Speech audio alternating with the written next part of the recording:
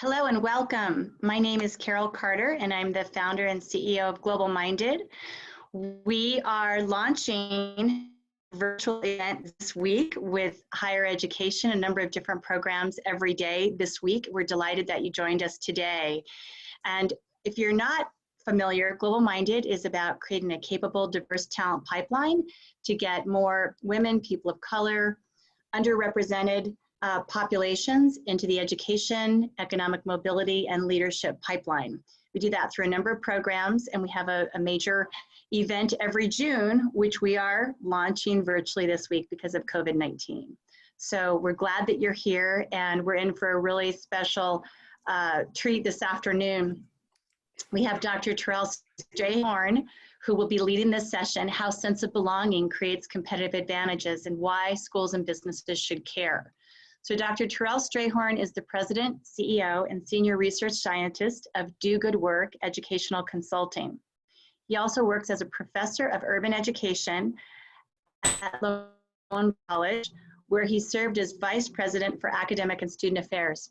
Most recently, he was on the faculty at The Ohio State University, where he served as Director of the Center for Higher Education Enterprise, CHEE. And he's founding director of the Center for Ideas within the College of Education and Human Ecology. So please join me in welcoming Dr. Terrell Strayhorn today, and we're delighted that he's here. So we'll give him a virtual round of applause. Thank you, Carol. And good morning or afternoon to everyone. Hello to everyone.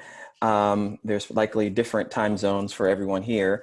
I want to just jump right into what I hope to share today. Since there's sufficient material to cover, and I think that we'll have plenty of time, or I want to save some time for discussing these issues in the context of both schools and businesses. Again, as Carol mentioned, I'm Terrell Strayhorn, CEO and President of Do Good Work Educational Consulting. I have served on the faculty at The Ohio State University, University of Tennessee, Knoxville, and LeMoyne-Owen College. And so I'm bringing both my research and scholarly experiences together with my entrepreneurial experiences in my own research to really offer a perspective on sense of belonging, which is the anchor of my scholarship, and how it really relates to creating competitive advantage in both of these seemingly different and disparate fields. And so by the end, I'm hoping that you'll understand a bit more about my perspective on this topic. I do want to offer you a couple of ways to connect with us.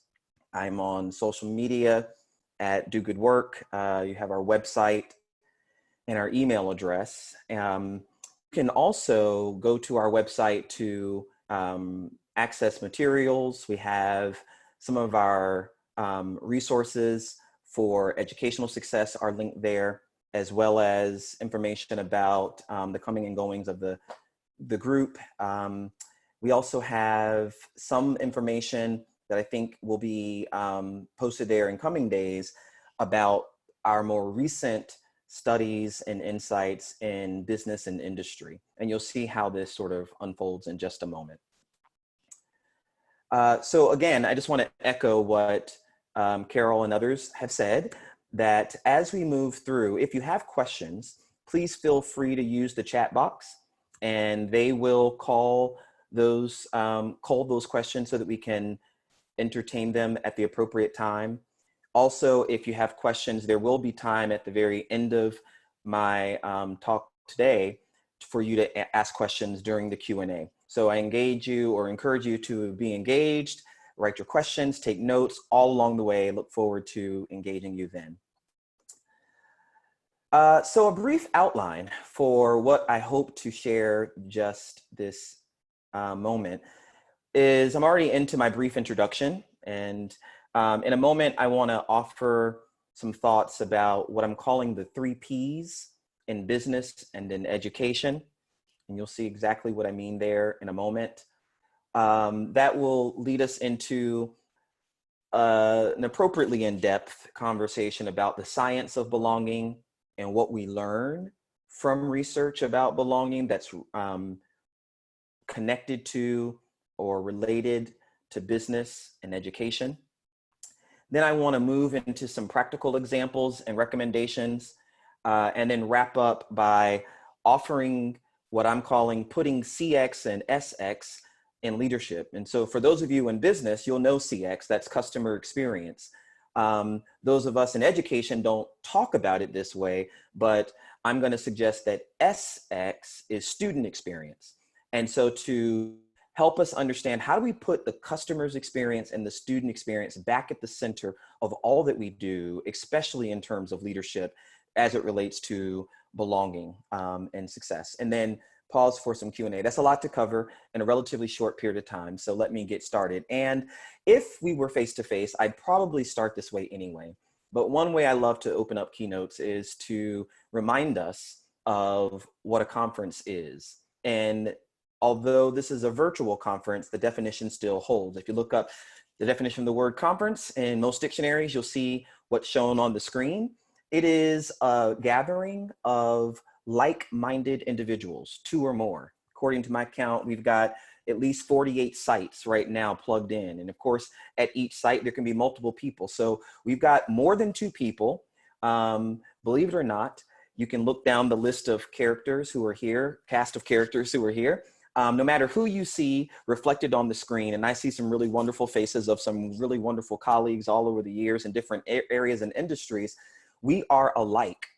Some tall, some short, some Black, white, Asian, some in business, some in education, but we are like-minded.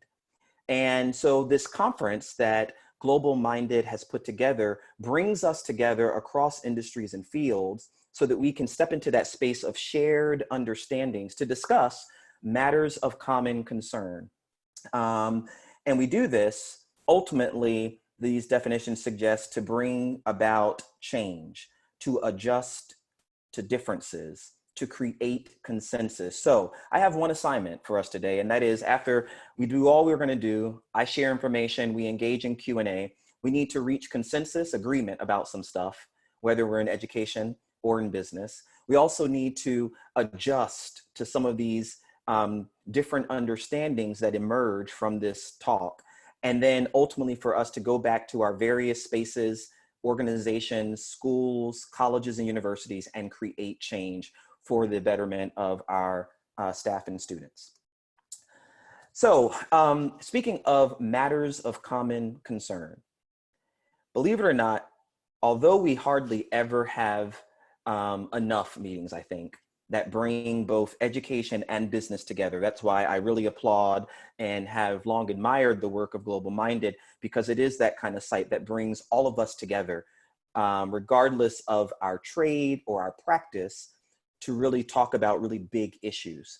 And we need to do more of that. And I'm excited that amid this crisis, we found ways to use technology to bring our industries together, because our best minds across all of these fields are what's required in order to identify and implement solutions to these problems. But it turns out education and business have a lot more in common than we think about. That is, our students want what business offers. College graduates want jobs. And believe it or not, people talk a lot about millennials and boomers, but even Gen Z, the most recent college population, you have to think about the fact that they grew up during the Great Recession. They came of age, so to speak, in the Great Recession. And as a result of this, many of them, and I've met them in surveys, interviews, on campuses, even now virtually, say that they have friends who are older, parents, aunties, uncles, cousins who went to college, had jobs, but lost their jobs during the Great Recession. And so one of the things, imagine being a young person growing up and seeing people with education lose jobs, or seeing people have to transition through and make it through that recession. What it does is it cultivates a mindset that prioritizes work and jobs and stability over fun. So there was a report by the LaSalle Network, what the class of 2019 wants. I'm sure someone's working on right now what the class of 2020 wants, and they want a lot more than a graduation, although they do deserve a face-to-face graduation, and many institutions will give them that as the country recovers, but they want jobs. And over a third of the class of 2019 said that they would work for any industry, regardless of their major, regardless of associate's degree or bachelor's degree. They would work for any industry that hired them. They also talk about the fact that for many of those graduates, they expect to earn somewhere between $50,000 and $60,000 per year in their first job. Quite a few of them will go on to do so. But there are other things that we know about today's college graduate and the kinds of jobs that they want. They're looking for jobs that offer not only competitive salary in a field that either matches their training or provides the appropriate training on the job for them to be successful, but they also want jobs, and we've known this for almost 5 or 7 years, but now they're willing to trade in some of the money in exchange for flexibility. They're willing to, I can't wait to see more studies about how millennials and Gen Z experience working remotely, because this has been a dream for many of them. These were not the circumstances that would necessarily give rise to that experience, but for a lot of them, they've wanted the flexibility to work from home, to work at a coffee shop and get their work done. So I think this is important, especially in education, because business, I've seen way more innovation in how they, prior to COVID, and how businesses structured the work environment, the implementation of flex scheduling and so forth. But in education, especially higher education, we've been reluctant to changing the model.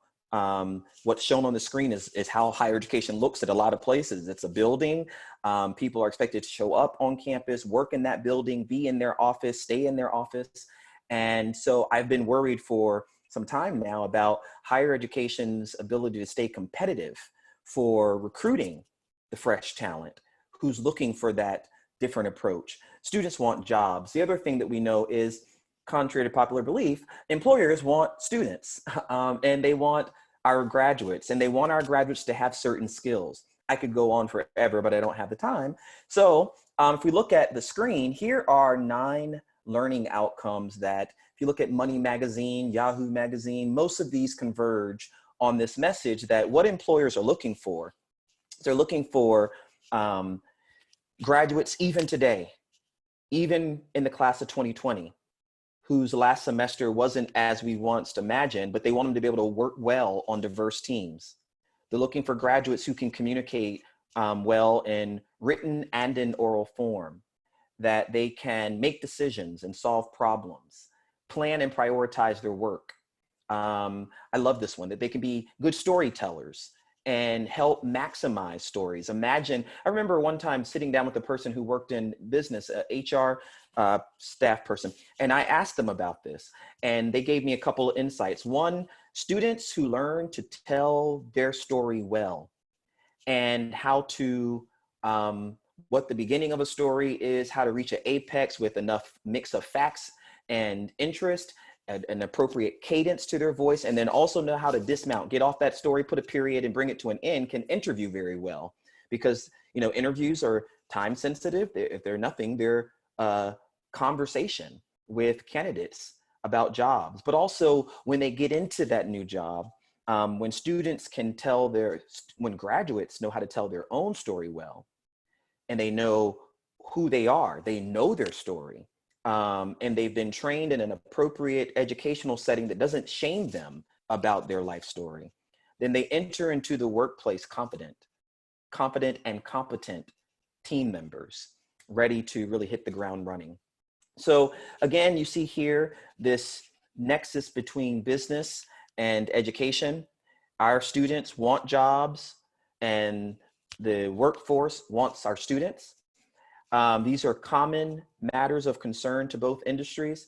And then that brings us to what I'm calling the 3 Ps in business and education: perennial and pressing problems. There are problems that both of these industries have faced for a long, long, long time. They're as pressing today as they were 10 years ago, and increasingly so.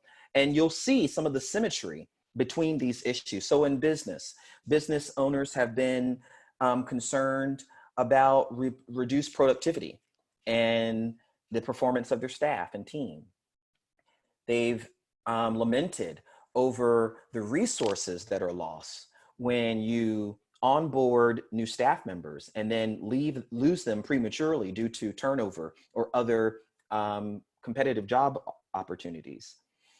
Something that I've been writing and thinking a lot about, workplace burnout and trauma.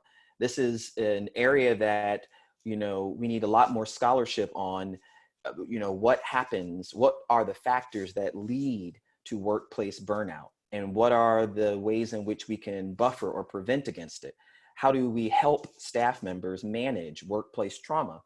These issues can avalanche over time and reduce productivity, lead to disengagement, and certainly to departure.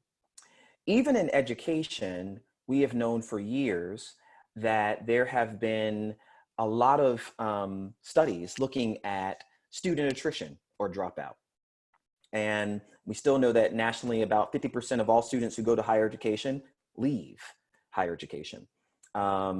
So, a report card for higher education in this country is we got 50%, which in most school districts across the country is a failing grade. And there are all sorts of nuances to that. There are institutions that do that very well, have very high graduation rates. Even those that have relatively low graduation rates have started to move the needle in terms of their first year retention rates. All of this progress is, a laudable, but we must continue to work on these issues. We also know that education, both K-12 and higher ed, has really struggled for years to try to boost student performance, because you have a lot of students who either showed up to school or college underprepared and struggle in a number of courses: math, science, English, art, music. We also have students who have all the preparation in the world, but for some reason get into a new educational environment, could be a school, could be a college, and underperform. In other words, if you look at their indexes about their academic achievement, whether that's their test scores, their grades in other classes, you would expect them to excel, but something happens that causes them to struggle, and it shows up in their performance. And then last and finally, education's really been concerned for some time about student engagement. And we know that engagement matters. Students who engage with faculty, staff, and peers, teachers, principals, in educationally purposeful ways, not just bumping into each other in the hallways or breathing on each other in offices, but, actually engaging one another through what we call educationally purposeful or structured experiences. So labs and assignments, service learning, study abroad, volunteer experiences, service opportunities, clubs and organizations, that those forms of structured engagement actually produce measurable and observable gains in terms of students' performance. And all you got to do is go to the Gallup poll of recent alumni, to both for your institution, if you're watching, or for the nation, to realize that there are lots of students who graduate from K-12 and higher ed institutions. Listen to what I said: graduate from these institutions dissatisfied with their experience.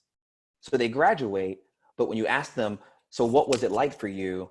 They don't have any fond memories. They don't have any meaningful relationships or memorable moments that they hold on to that and they cherish. And what we've known for a long period of time, just reading something today where the president of Howard University was quoted in a CNN article about the impact of COVID on historically Black colleges and universities. And his point was, historically Black colleges and universities have long since been cherished for the experience that they give students. It's not just what happens in the classroom, and that's critically important, but it's also that experience. I remember fondly when I was vice president at LeMoyne-Owen College, students would stop by my office. It was the highlight of my day. They'd ask me to come out in the yard and dance.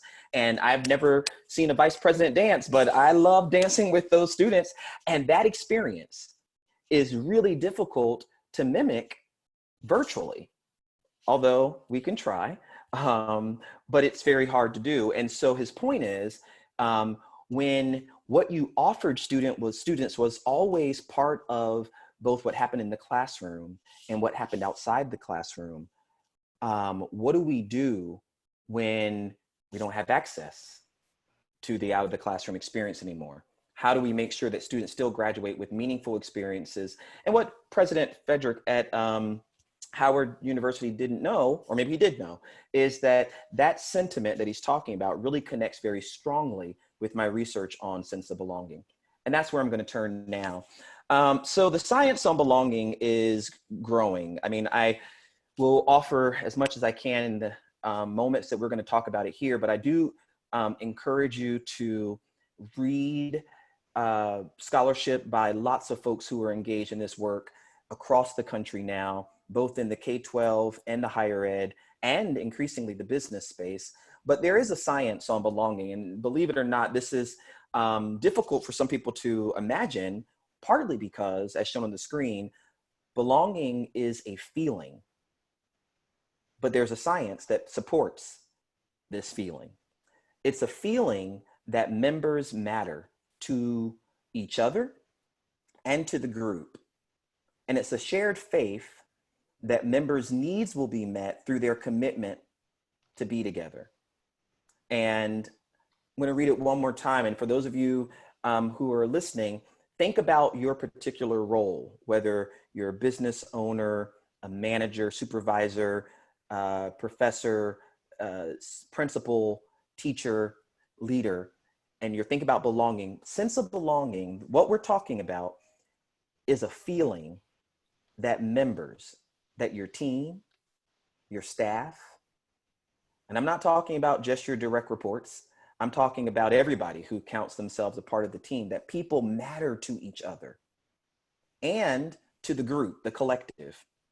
It is also a shared faith that members' needs will be met through their commitment to being together. We all have needs, basic needs, higher order needs, and we all have special needs. Some of us need more time than others. Some of us need more affirmation and validation than others. Some of us need to work in a quiet space. Some of us need to be around other people. We all, I mean, I think in education, especially as it evolved in K-12 first, this term special needs was originally applied to students, diverse learners, and students who had either learning disabilities or learning issues.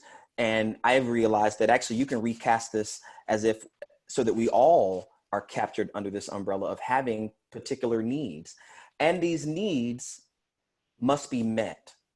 What we do as this, everything we're doing right now, you signed up for this session, not just because you have great respect for GlobalMindED and you wanted to see Carol, and I'm sure that's for a lot of you, that's true, but you also signed up for it because you have a need. You have a need for information, a need to do well, a need to understand, and you're satisfying that need by engaging in moments like this.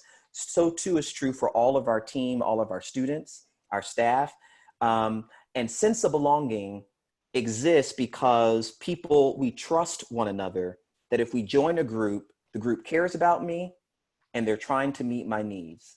So right now, for those of you who are working in business, the reason why people come to work every day is because they trust you.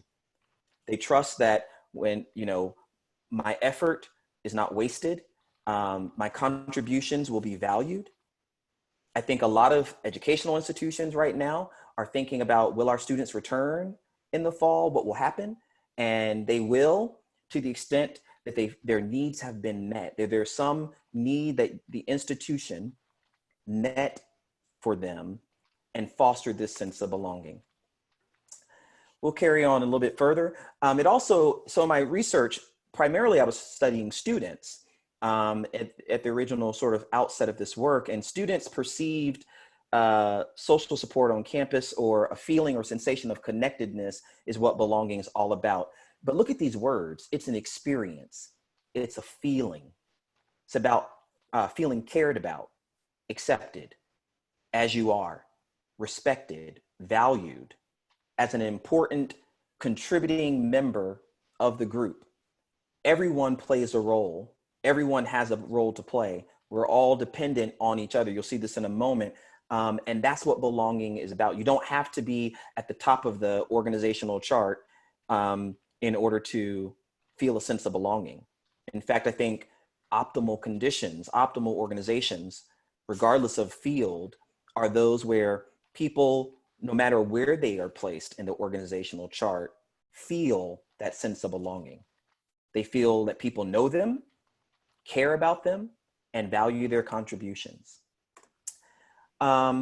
There's a model that I have in the book that I've modified a bit for the purposes of this broader audience, and that is, you know, I set my work on belonging in Maslow's hierarchy of needs. So the triangle in the middle, most people recognize as Maslow's hierarchy. That's the kind of needs we have. And although a lot of people are writing about it now, especially in the middle of COVID, we've known for a long time that we need each other. We need connectedness. Maslow said we start with our physiological needs like air, water, food, shelter, sleep, and sex. And that's Maslow, not me, who said that. But, you know, air is important, food is important. That's why food insecurities that are hitting educational institutions all across the country and hitting society, especially in the middle of COVID, are important. Managers need to be thinking about this. Business leaders need to think about this. Educational leaders need to think about it. You know, if our staff and students can't eat or don't know where they'll stay, just look at the screen, it prevents them from achieving a sense of belonging. And that's important, but what most of us, our mission maps onto is at the apex of this triangle. It also prevents them from achieving productivity, high performance, creativity, innovation, graduation, promotion. So these elements are critical parts of the equation to human flourishing, regardless of field. So I think this is an important element. It's how we move from our basic functions to achieving our mission or reaching our fullest potential. I think it's also important because what I've found in my research is that individuals actually don't typically enter schools or businesses with belonging intact. They actually start with what social psychologists call belonging uncertainty. You start a new job and you're trying to figure out, did I make the right decision? Can I be successful here? Do people like me thrive here? You leave high school and you start college, and that first week, first semester, you're not thinking, oh, well, this is perfect. Everything makes sense. Some people do, but rarely is that the case. Most people start with, I don't know. Did I make the right choice? Will I make friends? Will people accept me? Can I do this?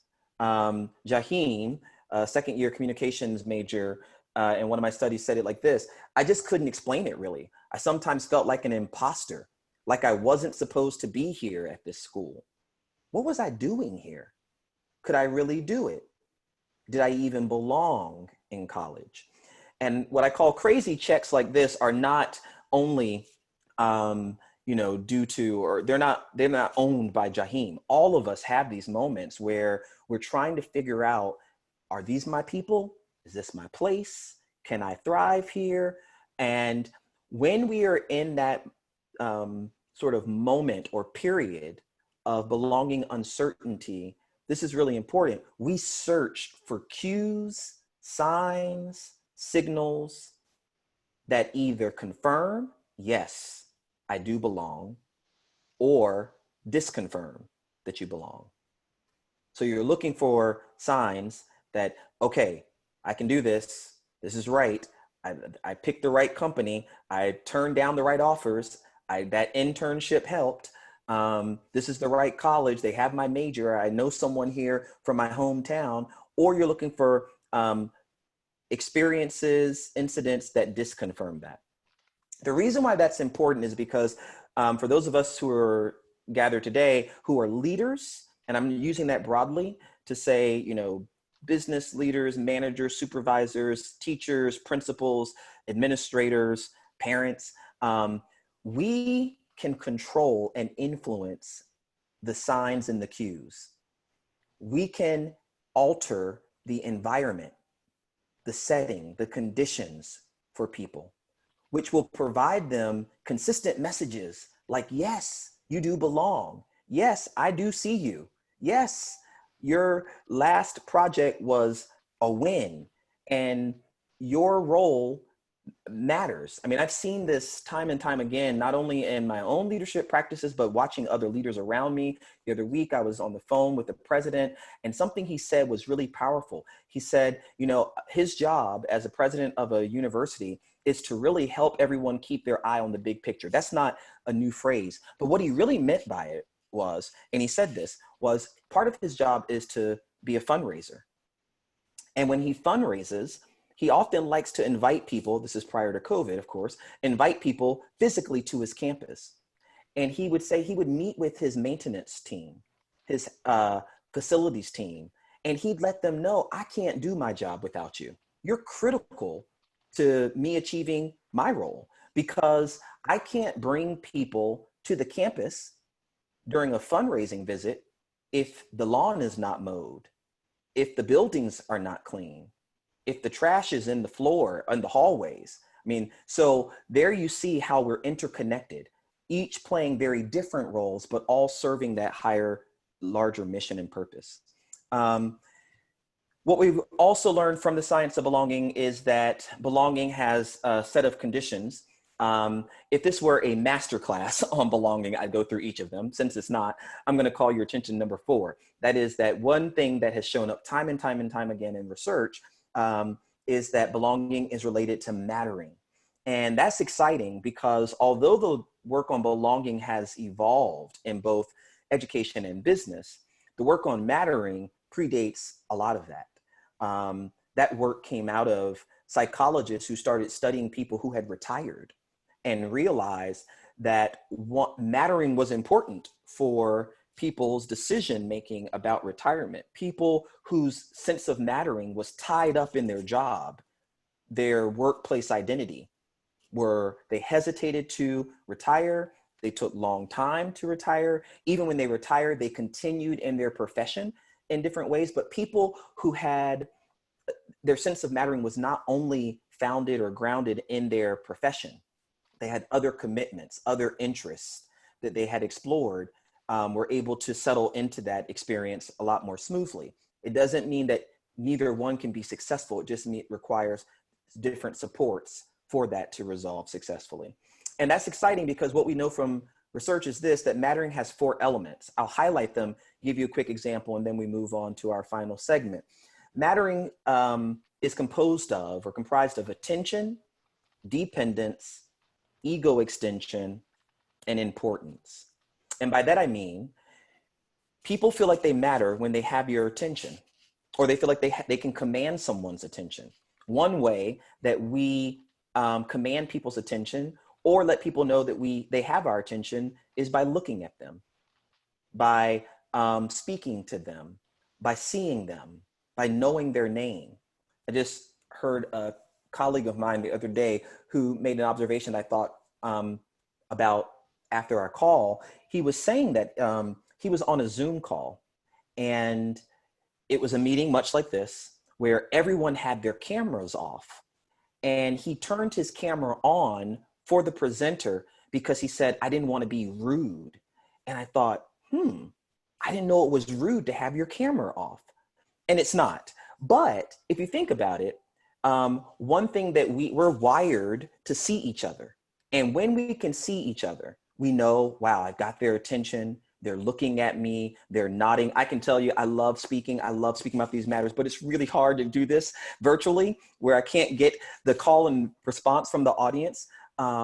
So there's something about attention that really helps us not only connect to one another, but it fosters belonging. It's also that belonging is related to dependence. Others look to you for advice. They need you. They value your contribution. You want to, have a huge uptick in your staff retention or your students' retention. Create an environment where individuals feel like you need them. This college can't go on without me. This organization wouldn't exist without me. these faculty can't teach this class if I don't show up in class to help them teach. And I've had an example like that. I tell the story all the time about a school I went to speak at a couple years ago, where apparently a chemistry instructor on the first day of class, when reviewing his syllabus, told his students, look, I've trained X number of years to teach you chemistry. I've got all these publications on chemistry. Here's the plan for the semester, what we're going to do week 1 through 15. And then he said, but guess what? You can throw it in the trash can if you're not here, because I cannot do it without you. None of it means anything without you. You are the secret ingredient that makes this class work. Well, talk about a shot in the arm for students to feel like, wow, I play a role in this classroom. I matter. That's dependence. Ego extension is always about self in another. And it's the idea that people feel like they matter when they feel like others are just as proud of their success and will sympathize with their failures. I think this happens a lot in strong educational settings where students want to learn from faculty and connect with administrators who are almost just as excited about them graduating as they are, who are just as frustrated that they didn't pass the quiz as they are. But applied to business is also true. People love working at places where their personal successes become shared with the group, the organization, that moving a project from start to finish is not just a solitary act, but other people, their teammates, their supervisors, maybe even corporate leaders, will celebrate their successes with them. And that when they don't close the deal or struggle, that other people are just as vested in that experience as they are. And then lastly, people feel like they matter when they feel like they play important roles. And that's simply about being the object of another person's concern. So I think all of this shows us a lot of important roles, ways in which belonging connects to both education and business, applied to practice. And I made these general so that you can apply them to your particular domain. You want to foster belonging in business or in education. What you're trying to do is create a high-touch environment that's marked by safety, security, and consistent communication. And it's not just that we say that a place is safe. When leaders formulate and adopt policies that ban or prohibit discrimination, that deal with appropriately how to handle harassment, verbal and physical. What you're doing is not just good leadership work, and it's not just good policy development. You're actually doing the work of belonging, because you're creating and adopting and implementing policies that will provide safety and security for your team and your students or your students. You're also looking for personalized interactions, especially with leaders and supervisors or faculty.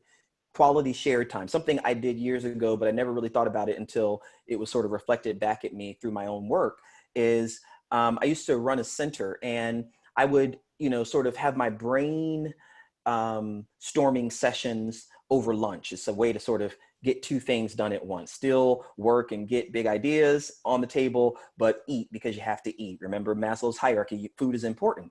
And so I would invite people to lunch, and we would enjoy lunch and enjoy each other.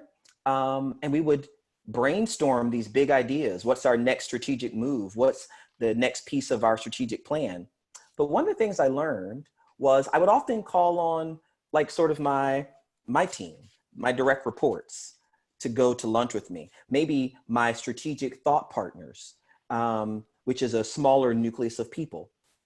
And then what I learned is that those who are not part of that strategic thought group felt left out, because, that people would come back and say, oh my gosh, we had a great time at lunch and he's so funny, or he's not so funny. I don't know what they said, but whatever it was, it created this yearning for the other team members to have that same experience. And so I think I offer that not only as my own sort of personal sharing, but to remind us that quality shared time is important for everyone, no matter where they are in the organizational chart. And especially if you're the leader, the higher you are in the organizational chart, the more responsibility you have to give some of that shared time to distribute it equitably to people. Sense of belonging practice is also about relevant, timely, accurate information about performance expectations or evaluations, or what I'm calling tailored motivators. So if you're a leader who says, yep, I do that. I write all my team a note that says, you're doing a great job, keep up the good work. And I copy paste it and send it to everybody. Or I send it on some mass lift. That is not what I'm talking about. Tailored motivators they don't have to be long. They don't even have to be emails. They don't have to be text. They don't have to be Slack messages, but they can be all of these things that really just nudge the individual to know, hey, I'm looking at you. I see you. Good job. It doesn't have to be that they closed the deal or that they got the dean's list. It can be smaller achievements, but no matter what, it signals to the person, wow, someone cares about me and they're thinking about me. All of the pieces I talked about earlier. And for the sake of time, I'm just going to highlight these and then wrap up. So you're also talking about, in sense of belonging, immediate growth-minded feedback. Growth-minded, if you haven't read it, I celebrate the work of Carol Dweck.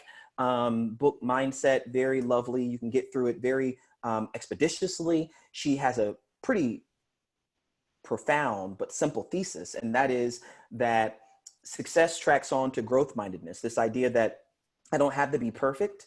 We're all works in progress, but I can get better with effort and practice, and that works in education or in business. And so when we give people feedback that gives them a second, third, fourth, fifth chance, celebrates their strengths, but also tells them what the opportunity windows are, we are doing the work of belonging, because it creates this environment that's high touch, feedback driven, data driven. People care about me and I can succeed. For people to feel a sense of belonging, both in education and business, they have to be validated and to feel recognized.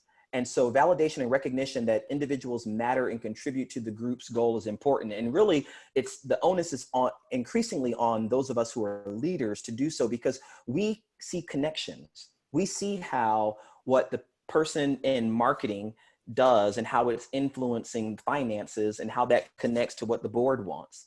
And so our job is to communicate that vision, but it's also to celebrate and to recognize. So I applaud businesses and institutions that create reward structures that celebrate micro achievements, that's daily, weekly, monthly achievements of students and staff, as well as larger goals.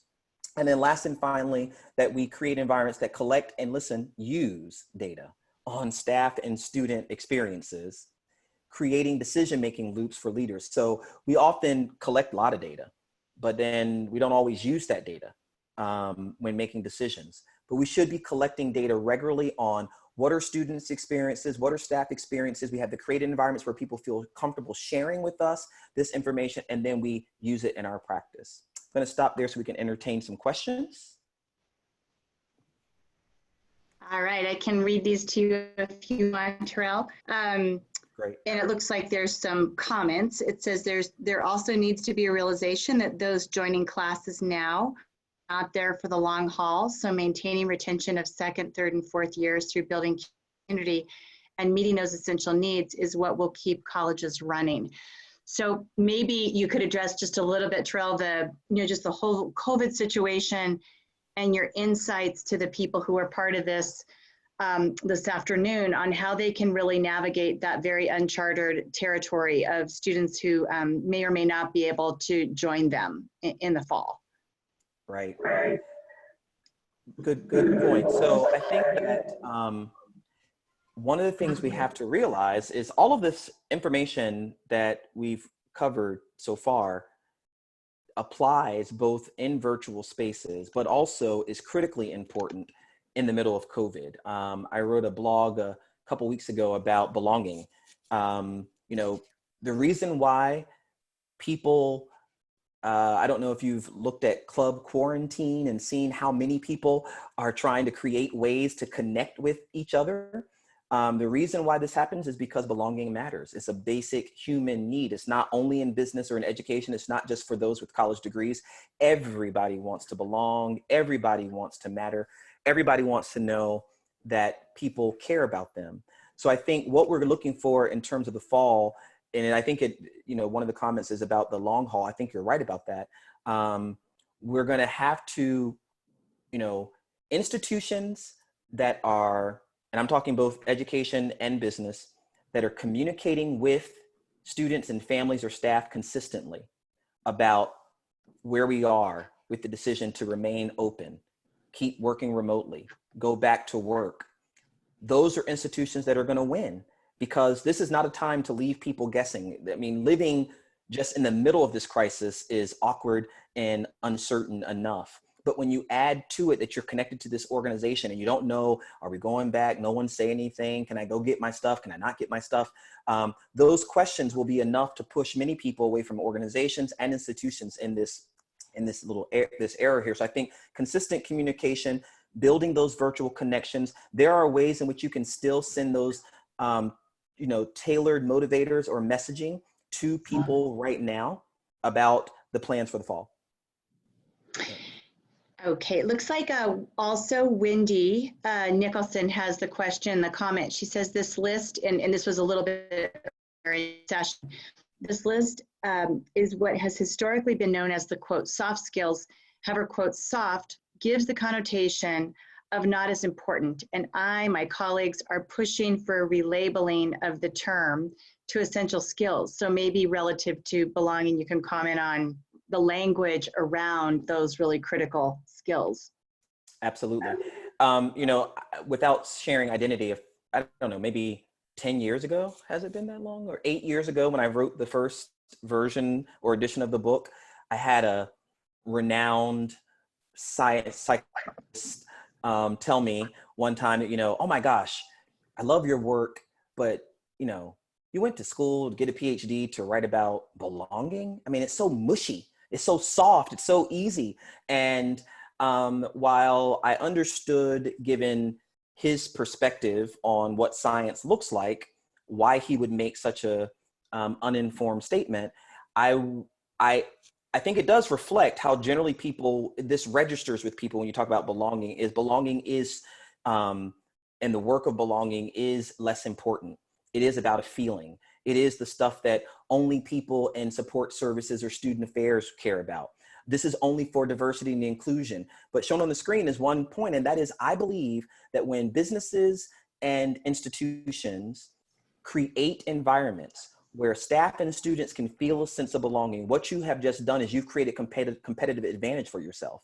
You can outbeat the competition, because most places are not places where people, regardless of race, class, gender, sexual orientation, political affiliation, can feel like they matter and belong. But when you create a workplace or a school place, a learning place, context, where people feel valued and cared about, connected to other people, get tailored messaging, both about their present predicament as well as what we're doing in the future, you're doing exactly what those business instructors were talking about with competitive advantage. And I echo Wendy's point, it is an essential skill. Everything I put on that slide earlier, those are hard things to build. It's hard to teach people to work with people who are different from themselves. It's very difficult to teach people how to, to foster integrity and creativity in people. Not impossible, just not soft skills at all. So we do need to reclassify it as essential. I think we also need to reclassify what we're doing is not just about sense of belonging, but it is about our bottom line, both in business and in education. It's living out our mission. Yeah, here's another one. Thank you for that. This is from Mark Evans. He says, thanks, Terrell. Do you have recommended research and readings related to building a sense of belonging for online students in the post-secondary area?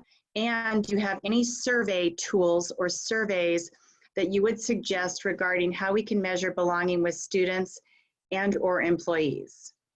Absolutely. So what I'll do is I will share with GlobalMindED a one-pager that has links to some resources, some reports, both in education and business that I found useful. One of those will have some survey items or tools that you can use and look at. And I think that would be a great way to be able to offer that to everyone who's registered and been a part of this. You can also, again, go to our website, and we have quite a bit of information linked there. But let me also close with a good example of Mark's point. He said a survey question. So the way in which I measure belonging in my research is usually anywhere from 3 to 5 or 7 item scale. But one of the items is this. And imagine this in a business setting or school setting. People would miss me if I left suddenly.